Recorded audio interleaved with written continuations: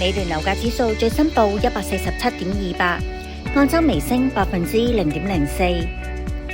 若果以三區劃分，美聯港島樓價指數最新報154.55，按周跌0.92%。九龍樓價指數最新報154.32，按周升0.42%。新界樓價指數最新報133.61，按周微升0.05%。至於美聯信心指數最新報79.3，按周跌1.4%。恒指曾顯著調整，一度創今年新低，影響市場氣氛。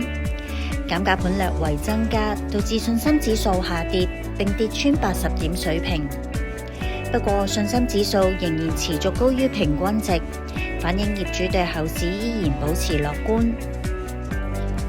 喺全港三區之中，減價盤比率最多嘅三個區份，分別係荃灣、北角半山、天水圍。